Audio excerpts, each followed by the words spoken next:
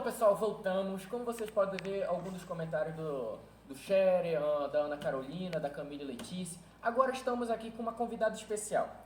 Trará um assunto que acrescentará um pouco mais nos seus estudos, que irá somar com o que foi tudo falado até agora.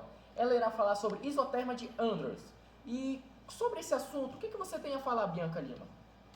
Nele, todo vapor se transforma em líquido instantaneamente. E acima dele, a substância é um dos gases que não podem se condensar. Podemos concluir que o maior valor possível para a pressão máxima de valor de uma substância, e também é denominada pressão crítica e corresponde à temperatura crítica. Agora nós vamos falar sobre a sublimação. A sublimação é a mudança do estado sólido para o estado gasoso, sem passar pelo estado líquido.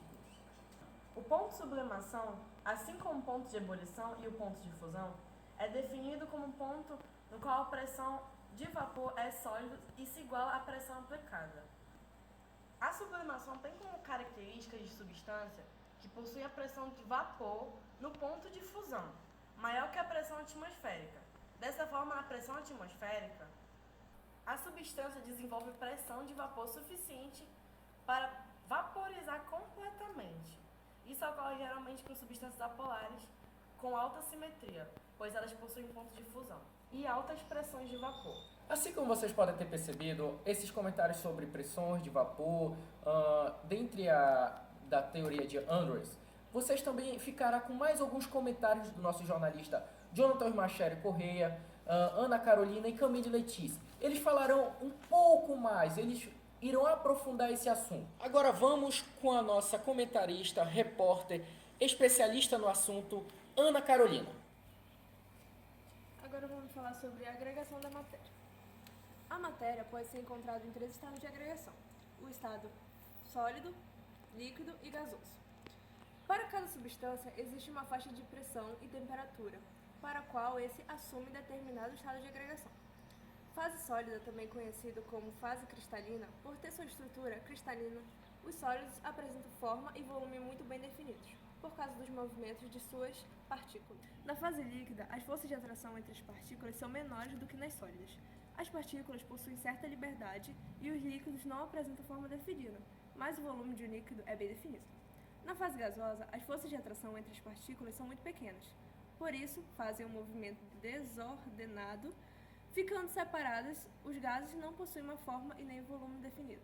Agora eu irei falar sobre mudança de estado físico. A mudança significa uma reorganização interna dos átomos, o que provoca uma mudança de propriedade, mas não em sua temperatura. É possível mudar o estado de uma substância com o ganho ou a perda de energia. Obrigado, Ana Carolina, pelos seus belos comentários relacionados a esse assunto. Com certeza você acrescentou algo a mais nos nossos telespectadores. Agora você vai ficar com a nossa outra especialista no ramo da física e explicará um pouco mais sobre diagrama de fases e determinados assuntos que incluirá.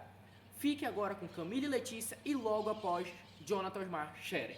O diagrama de fases é um gráfico utilizado para indicar as condições de temperatura e pressão necessárias para obter uma substância em um determinado estado físico.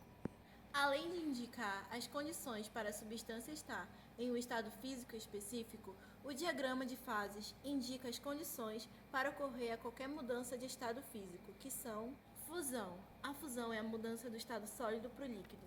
Solidificação do estado líquido para o sólido. Vaporização do estado líquido para o gasoso. Condensação do gasoso para o líquido. Sublimação do sólido para o gasoso e ressublimação, que é do gasoso para o líquido. Vamos falar algo mais sobre vapor. Vapor não saturado ou vapor seco. Tem-se o vapor ocupando um certo volume exercendo uma certa pressão. Outro vapor é o vapor saturante. A pressão exercida pelo vapor é máxima. Essa pressão permanece constante durante a compreensão isotérmica. Como vocês puderam ver, o vapor se condensa até atingir sua fase totalmente líquida. Essa pressão constante máxima sobre a temperatura considerada é chamada de pressão máxima de vapor. Esse valor de pressão na temperatura considerada correspondente ao equilíbrio líquido-vapor. O vapor de A para B, vapor seco para o vapor saturante, obedece pelo menos aproximadamente à lei de Boyle-Mariotte, mas de B para D não. No ponto D, já na fase líquida, a pressão pode ser alta, mas a variação de volume será pequena. Assim como vocês viram nos comentários do Shere, Bianca Lima, Ana Carolina e Camille Letícia, vocês de certo aprenderam algo a mais. Espero que isso tenha influenciado algo nos seus estudos, que tenha acrescentado, somado. Caso você tenha gostado, se inscreva no nosso canal, deixe seu like. Agora vamos aos nossos apresentadores. Jonathan Macheri, Camille Letícia, Ana Carolina e Bianca Lima. Nós somos da turma do primeiro ano 6 CMPM2, Colégio Militar de Manaus. Muito obrigado até aqui por você ter nos assistido. Até a próxima e deixe seu like, se inscreva e valeu, tchau!